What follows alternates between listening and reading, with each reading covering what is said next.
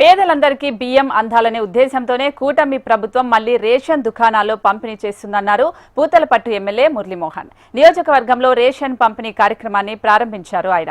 గత ప్రభుత్వ హయాంలో ఆటోల ద్వారా రేషన్ అంటూ బియ్యాన్ని పక్కదారి పట్టించారని ఆరోపించారు మురళీమోహన్. పేదోళ్ల కడుపు కొట్టారంటూ వైసీపీపై మండిపడ్డారు. ఇకపై ప్రతి అర్హుడికి రేషన్ అందేలా చర్యలు తీసుకుంటామని తెలిపారు. ప్రతి పల్లెలో పండుగ మనకు వరి చేలలో కొత్త ధాన్యం వస్తే ఇంటికి తీసుకొచ్చేటప్పుడు ఎంత సంబరంగా ఉంటుందో అంత సంబరం ప్రతి పేదవాడి ఇంట్లో కనిపిస్తుంది. ప్రభుత్వం ఇచ్చే సాయం, ప్రభుత్వం ఇచ్చే తోడ్పాటు, ప్రభుత్వం కల్పించే చేయూత ఒక గౌరవప్రదంగా ఉండాలి.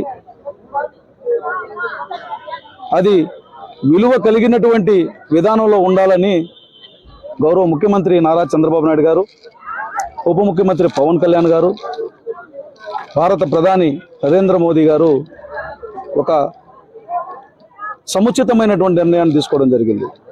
పేదవాడి ఆకలికిచ్చే తీర్చుకునేదానికి ఇచ్చే బియ్యాన్ని అక్రమ రవాణాకి వాడుకోవడం జరిగింది.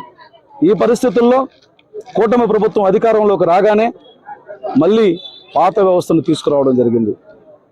గ్రామాల్లో ప్రజలందరూ కూడా ఎవరైతే ration card, white ration card కలిగి ఉంటారో వారందరూ కూడా పేదవారు.